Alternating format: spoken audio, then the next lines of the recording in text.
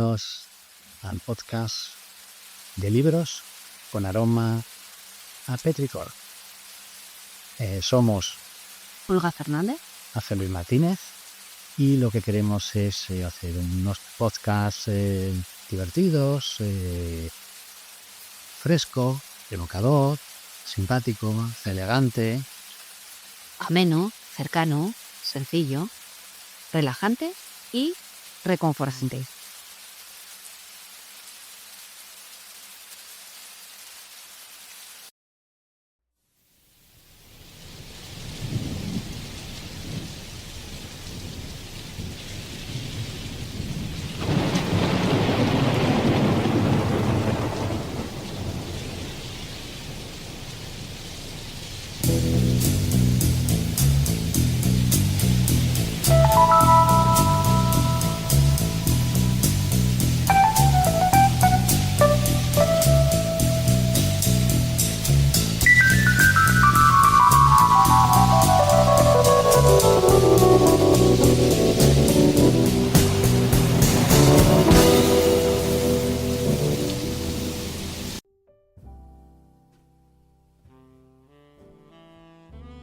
Emilio sigue los pasos de Octubre.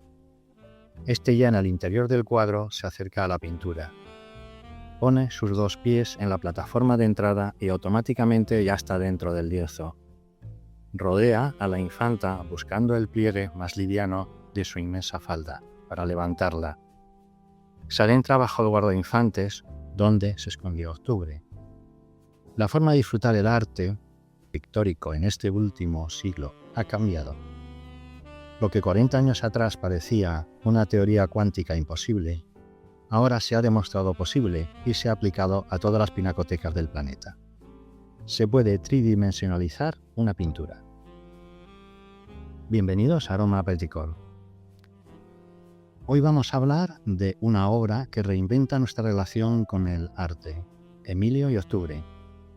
Imaginen por un momento que pudieran cruzar el umbral de un cuadro, caminar entre sus personajes, levantar el guardainfantes de la infanta, Margarita, en las meninas, y esconderse bajo él como si fuera un refugio secreto. Esta es la premisa que nos propone la novela, un futuro donde la tecnología cuántica ha transformado los museos en portales tridimensionales donde contemplar arte ya no es solo mirar, sino habitar la obra mismo. En el fragmento que acabamos de escuchar, Emilio sigue a Octubre, al interior del lienzo de Velázquez, cruzando literalmente la barrera entre espectador y obra. Lo que hace 40 años parecía ciencia ficción, en este universo narrativo se ha convertido en la forma cotidiana de experimentar la pintura. ¿Qué pasaría si pudiéramos tocar las pinceladas de los grandes maestros? ¿Cómo cambiaría nuestra comprensión del arte si dejara de ser algo distante, protegido tras el cristal, para convertirse en un espacio habitable?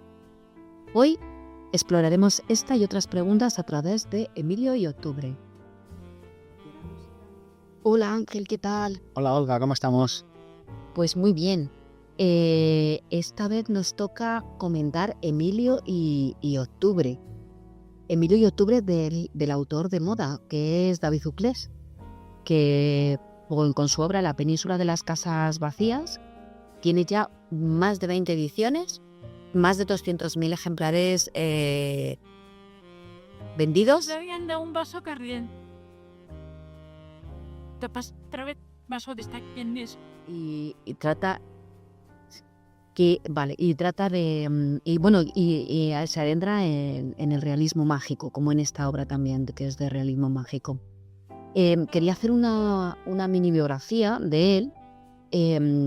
David tiene 35 años.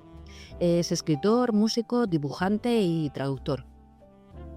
Él es de Úbeda y estudió traducción e interpretación. Ha viajado a distintos países y ha trabajado de profesor. Bueno, de profesor y de mil cosas más. Asistimos a una tertulia con el libro de La península de las casas vacías y él comentaba que no tenía ningún problema en trabajar también de músico ambulante de hecho que incluso ganaba más dinero si estaba bien situado en una calle determinada de París, que siendo profesor de español allí. Realmente cuenta solo con 3 obras. La primera que hace es El llanto del león, es del 2019, pero obtiene el premio Complutense de literatura. Y eso debe ser que eso es lo que le incentiva realmente para seguir adelante. La segunda obra es del 2020 y es esta, la que es Emilio y Octubre, que es cuando empieza a tratar ya el realismo mágico, ¿no? O sea, yo creo que ahí está un poco ensayando realmente una técnica que él se siente bastante cómodo. Y el siguiente libro ya estamos hablando del 2024 y es La península de las casas vacías. Y este ha sido realmente pues el bombazo del autor. Yo cuando lo conocí me pareció una persona muy agradable, muy sencilla. Comentaba que en su momento, ¿cómo se llaman los páginas estos que rodean los libros? Que hay autores que hacen una reseña del libro, pues que tenía dificultad para conseguirlo porque era tan desconocido, digamos, dentro de la editorial Siruela, que nadie quería realmente hacerle ninguna reseña. Decía, ahora mismo tengo de más. Todo el mundo quiere hacer reseñas suyas, pero en ese momento no tuvo a nadie porque, comienzos siempre son difíciles y la gente pues no apostaba, digamos, por él, y se hizo él su propia reseña. No. Dijo que él te quería su... ¿Se llama Fajín? No estoy seguro. Sí. Pues decía, yo quiero mi Fajín en mi libro y quiero mi reseña. No me la hace gente de la editorial, me refiero a compañeros escritores dentro de la editorial, pues lo hacemos, pues me la hago yo. Hacemos un pequeño resumen también del libro. Bueno, pues Emilio y Octubre trata la historia de amor de 2 hombres. Es muy original, por eso os digo que el chico en principio me parece una persona con mucha imaginación, muy original, con ganas de hacer cosas nuevas y exponerse tal como es, sin ningún tipo de tapujos. Y la historia es curiosa porque está contada en periodos de 13 años. Desde el momento en el que nace, que incluso habla de cómo se encuentran en el vientre de la madre, hasta la muerte de los dos, que se producen a la vez. Trata la historia de un amor imposible. Son 2 personas que se encuentran al principio accidentalmente en un museo con 13 años y se besan. Y luego se van a ir buscando en todas las etapas del ciclo de la vida, en distintos países, con 26 años, con 39, con 52, 65, 78, 91, hasta 104. Y eso le supone conectarse en distintos momentos existenciales. Y en ninguno consiguen vivir su amor plenamente. Yo lo he interpretado como realmente un viaje. O sea, lo que te estás poniendo es el viaje de la vida. Un viaje por Europa, porque resulta que la historia se va a desarrollar en distintos países. Y un viaje por distintas obras pictóricas de todos los tiempos. Octubre va a ser un experto en arte, que va a trabajar en distintos museos, y el marido de este también es un profesor de arte. Luego todo se va a desarrollar en ese ambiente. Que también Uclés consigue hacer un viaje musical, porque presenta la obra que acompaña en un Spotify donde vas a poder ver todas las obras pictóricas de las que estaba hablando y también vas a poder escuchar todas las piezas musicales que recomienda leer dentro del libro. Al final, el libro acaba bien. Acaban dentro de un cuadro, dentro de la laguna Estigia. Y además los va a ver desde lejos Patinir, que lo que va a ocurrir es que ellos mismos van a ser la inspiración para que el autor luego vaya a pintar ese cuadro. Y como digo que acaba bien como un amor imposible. Es decir, acaba como Romeo y Julieta, acaba como Tristán y Isolda, acaba como debe de acabar un amor. De Tristán y Isolda. ¿Te recuerda a Wagner? Sí, me recuerda a Wagner. Y además yo creo que lo que hace en este caso Uclés es reinventar de alguna forma la fase kantiana del fenómeno y el noumeno. El fenómeno como ver el arte y el noumeno como entrar dentro del arte. Lo que nos propone, que lo decimos al principio, es hacer el cuadro tridimensional. O sea, que tú puedas entrar dentro del cuadro y vivir el cuadro. Y eso de alguna forma es lo que va a hacer posible que Emilio y Octubre puedan encontrarse. Lo que pasa es que la neurociencia nos cuenta que una cosa es el fenómeno y otra cosa es el noumeno a la hora de estar en el cerebro. El fenómeno lo vemos como algo fuera de él. Entonces el cerebro activa toda la parte prefrontal cuando ve un cuadro y ese se activa con la vista, pero empieza a recordar todos los demás sentidos que tienen que ver con el cuadro. Si es un cuadro de un barco dentro de una tempestad, pues tú la estás viendo y estás escuchando el viento, estás escuchando las olas, estás oliendo el mar, estás oliendo la sal, pero desde una postura fuera de, en plan meditativo. ¿Qué es lo que nos dice la neurociencia si estás dentro de? Que tu cerebro desaparece esa parte prefrontal y entonces entra en funcionamiento las miradas y lo que hace es entrar en modo supervivencia. Sí, haciendo un paralelismo un poco exagerado, tú estás viendo una película y en la película de guerra estás viendo la guerra, pero si estuvieras dentro de la guerra ya no estarías viendo la guerra, estarías intentando sobrevivir a la guerra. Eso sirve para todo. Y además yo creo que lo que hace es eso mismo, el entrar o salir del cuadro para relacionarlo con el amor. El amor es un fenómeno y él lo que quiere ya es entrar dentro de la otra persona, es decir, Emilio entrar dentro de Octubre, Octubre dentro de Emilio, para ser una misma persona, porque los dos son fenómenos que se están viendo, lo que dices tú, de a 13 años, pero no se encuentran. ¿Por qué? Porque tienen cada uno una narrativa diferente en ese momento. ¿Qué es lo que hace el cerebro? El cerebro lo que hace es hacer narrativas, y esas narrativas son las que no logran encontrarse ninguno de los dos. Por eso cuando en algún momento intentan encontrarse, cada uno tiene una narrativa diferente y desaparece. Y la única forma de ser ya uno en sí mismo es, basilianamente o Shakespeare, en Con Romeo y Julieta, es la muerte. Es encontrarse los dos dentro de un cuadro y vivir fuera de la narrativa exterior. Es decir, ya no ser ellos cuerpo, no ser ellos cerebro, sino ser alma, por así decirlo, cuando se encuentran las dos almas. Un sitio puro.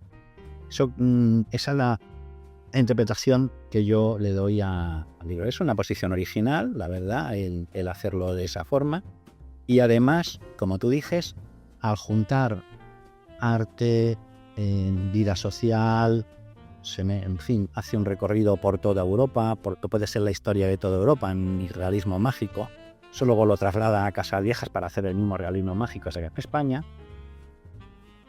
Y luego también el tema de la música es tanto wagneriano en el asunto de hacer algo, una obra total, donde haya todo tipo de arte, nos explica los cuadros, nos explica todo lo que tienen, y eso se asemeja relativamente a lo que hacía Wagner con las obras de arte totales. Bueno, pues es un intento enternecedor acercarse a Wagner, pero en fin, tiene... Bueno, Wagner es Wagner, no se puede copiar, no. Nunca a Wagner no lo puedes intentar copiarlo, a ver si te sale algo, pero vamos, bueno, pero al menos es original. El problema estaría, según la neurociencia, es que si tú logras meterte dentro del cuadro, a lo mejor lo que te ocurre es como con las redes sociales, termina siendo adictivo. O sea, si terminas teniendo una adicción por entrar cada vez en un cuadro diferente. De hecho, hay una parte en la que dice que hay cuadros en los que no se puede hacer.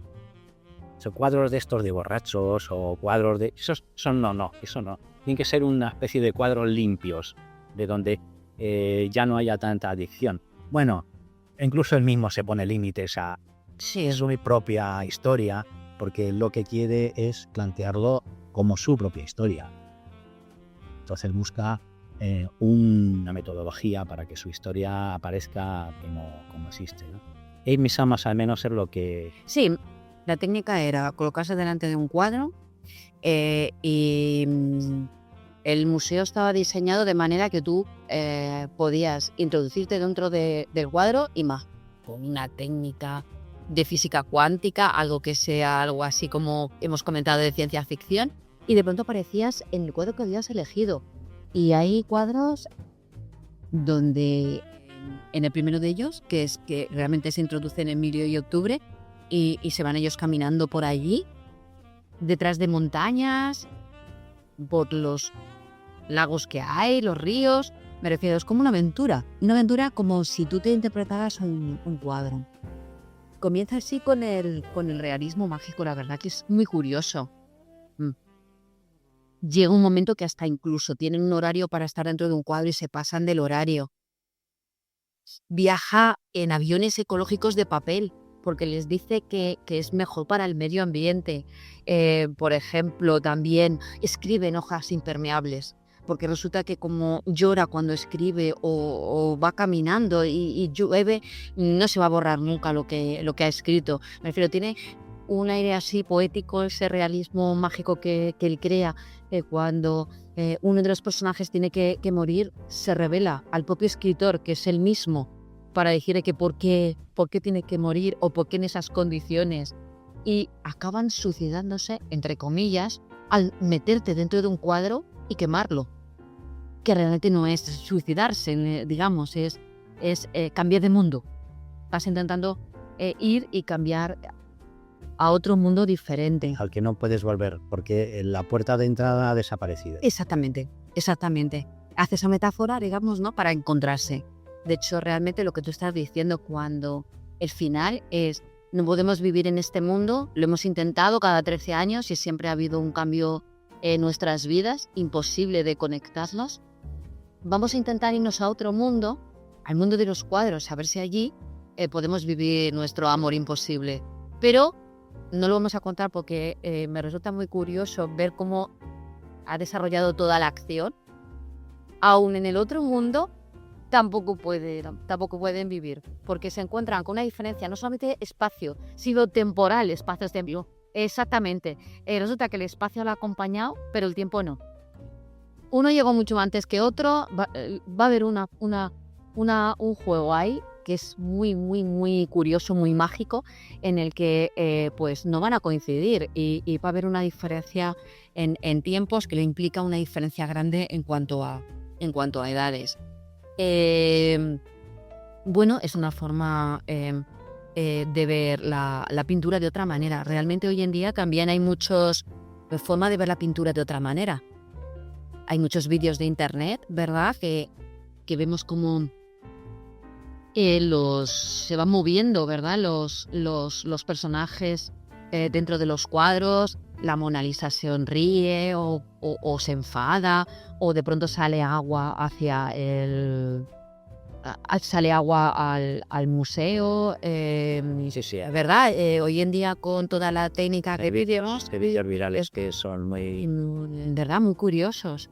Sí. Y puedes ver ahí una cierta interpretación de lo que es la obra. Digamos que antes siempre íbamos por un museo y solamente mirábamos al cuadro. Pues interpretábamos la emoción que nos pueda causar, ¿no? Porque realmente el arte es emoción, ¿no?, y lo que te transmite. Pero ahora mismo incluso te lo dan ya masticado, porque ya directamente te dan el vídeo e interpretas realmente si es realmente un cuadro donde la gente está contenta, no está triste, está preocupada, o qué es lo que... Bueno, eso ahí la verdad es que no sé si es bueno o es malo. Ya, hay algunos muy curiosos y otros de exagerados. Quiero decirte, si la idea es que el pintor, el artista, intenta crear una emoción diferente cada uno, no que sea una emoción única. Y de hecho, cuando es una pintura de iconos, o sea, pues bien, o sea, sí, pero cuando ya pasamos al arte abstracto, que es una emoción que cada uno lo tiene, La neurociencia afirma, yo creo que tiene más o menos razón, que la pintura tiene una distancia idónea, que si tú te acercas mucho o te alejas mucho, esa distancia hace que el cuadro no, en tu corteza prefrontal, no sea capaz de entenderlo. Como los impresionistas, que hay que ver sus societas, separarse para poder ver las pinceladas. Eso nos ha pasado con el cuadro de Rothko, el de morado sobre verde, ¿vale? Que tú te ponen un sillón en justo a la distancia en la que tú deberías de verlo. Pero hay gente que se acerca, ve cosas, se aleja, ve otras. Sí, defendiendo de lo que estaba leyendo, ¿no? Lo que tú dices. Entonces, y luego además, nosotros tenemos una cosa que todo el mundo se llama las neuronas espejo, que últimamente estaban bastante de moda, que es lo que de alguna forma te hace la empatía. Es decir, tú ves a alguien y si ese alguien sonríe, pues tú sonríes también. Claro, esa es la neuronas espejo. En el último libro que hemos leído de Manuel Martín de Etxes no dice que, bueno, a unos espejos no hay que darle tanta bolilla, pero yo creo que sí existe y eso también ocurre con los cuadros. O sea, el cuadro te da una sensación y no, pues a uno será de una forma, otro será de otra. Si el tema de los vídeos estos virales últimamente, si te lo dan masticado ya yo creo que pierde parte de su valor.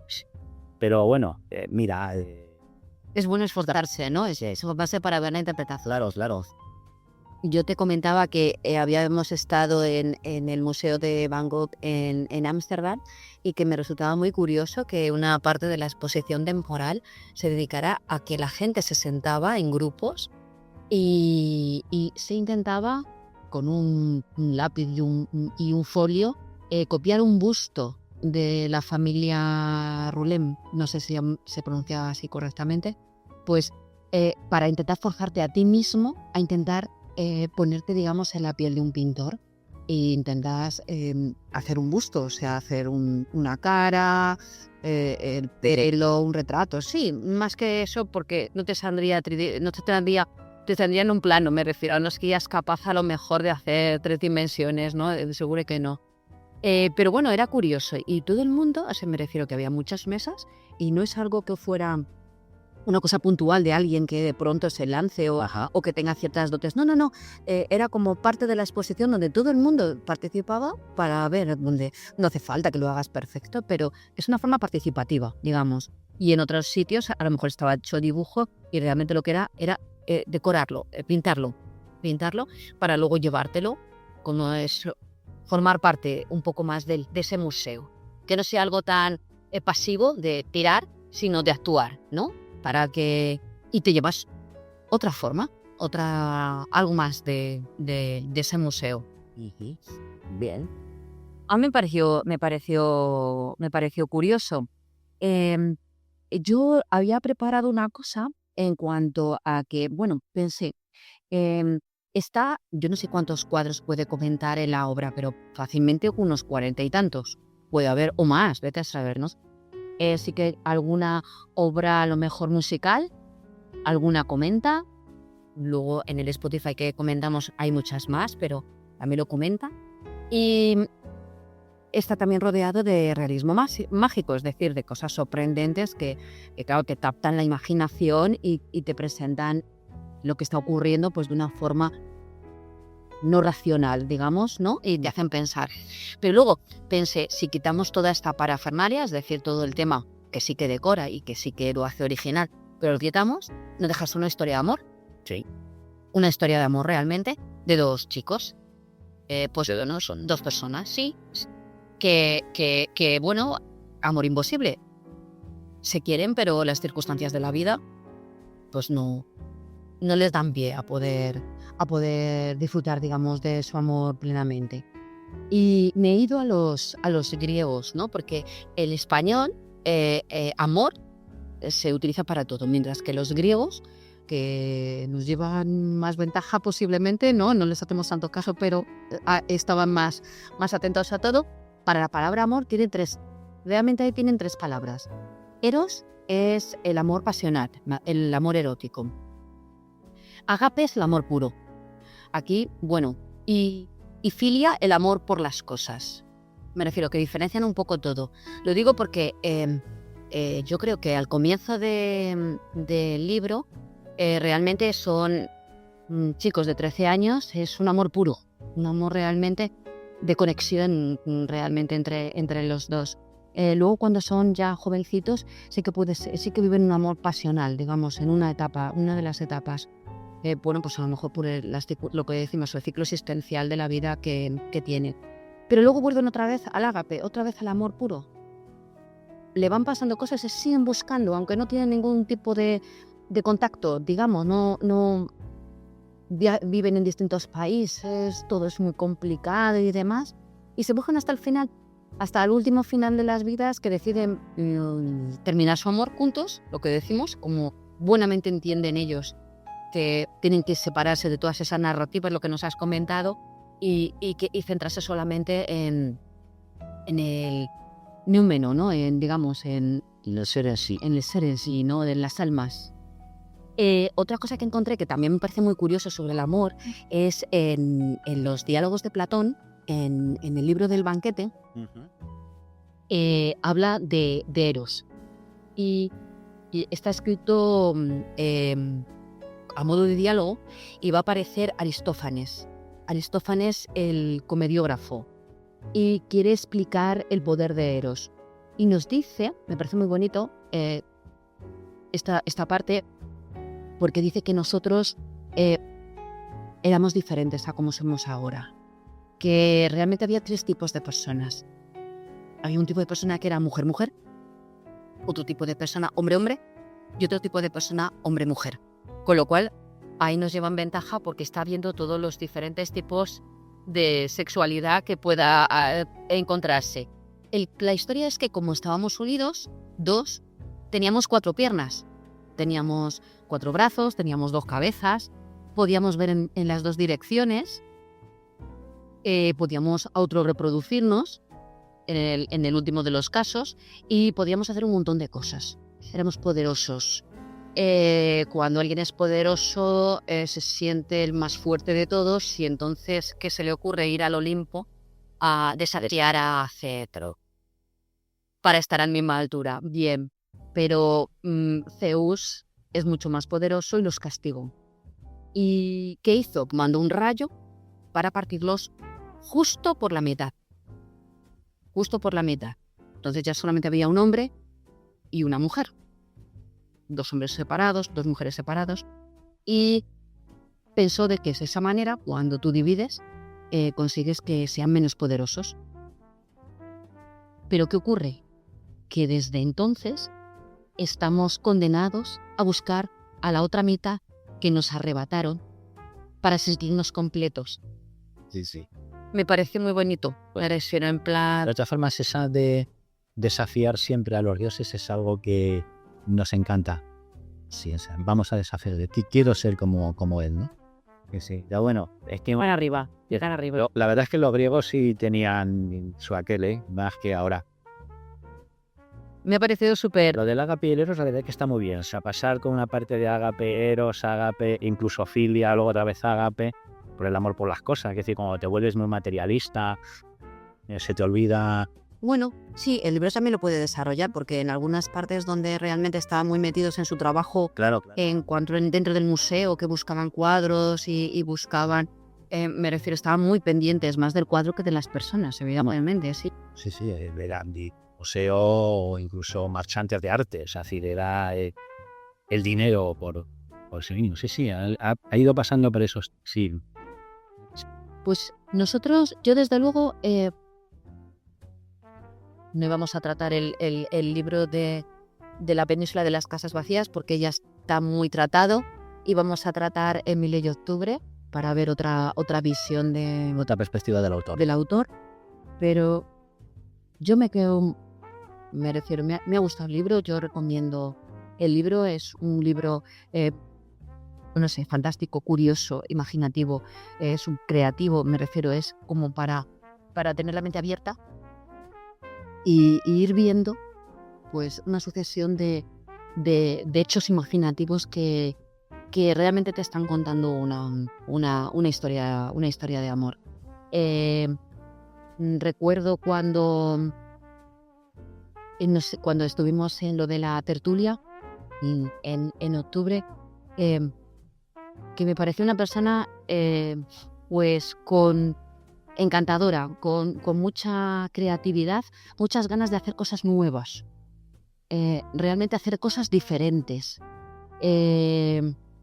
Decía que no tenía ningún problema con escribir, nunca tenía miedo a una hoja en blanco, porque tiene tanta creatividad que, al contrario, que los editores lo que le dicen es que ha escrito demasiadas hojas y que es que 1000 y pico hojas para un libro es demasiado grande.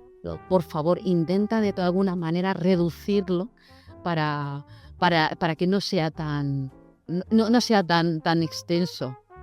No sé, yo me quedé fascinada con él. Yo no asistía a esas. Yo me quedé fascinada con él, me parece muy buena persona, me parece muy majo, la verdad, sí. Me creo lo que me estás diciendo, eres asesina. Y nada, bueno, pues a mí hubo dentro de todas las recomendaciones musicales que hizo, me encantó una que además de vez en cuando la escucho, y es en la Edad Media, la hija del conde Godofredo, que se enamora de otro conde, de otro noble, y la madre envenena a la hija para ser el amante de la hija. Y cuando la hija se está muriendo, que le dice la madre, pero hija, ¿qué te pasa? Y dice, tú lo sabes bien, me estás envenenando para quedarte con mi novio. Realmente, porque además está fantástica. Esa la verdad es que lo recomiendo. Que ¿La música la tienes? A lo mejor la podíamos poner. a ver si la encuentro por aquí, pues la tenía. Y me gustó mucho. La verdad es que eso sí me pareció pues no lo encuentro. Pero bueno, ya Luego si no lo añadimos. lo añadimos más tarde. Sí, esa la verdad es que me encantó. Se llama El Testamento de Amelia. Además, bueno, son de música clásica y demás, que me sonaba Teresa, ¿no? Esa fue un descubrimiento para mí. La verdad es que reconozco que fue algo que me llenó. O sea, dentro del libro, lo demás, bueno, sí, no deja de ser una historia más o menos manida, con el tema de ciencia ficción y demás. Pero esto sí, la verdad, fíjate. Bueno, yo imagino que elaboramos un futuro estupendo, porque solo 3 obras y la segunda la primera no la hemos leído, pero la segunda nos ha encantado. Y la tercera le ha gustado a todo el mundo, pues la cuarta tiene que ser fantástica, seguro que sí. Así que nada, nos despedimos hasta el próximo libro. Sí, muy bien, pues me ha encantado el podcast, Olga. Muy bien, a mí también. Venga, un beso. Hasta luego.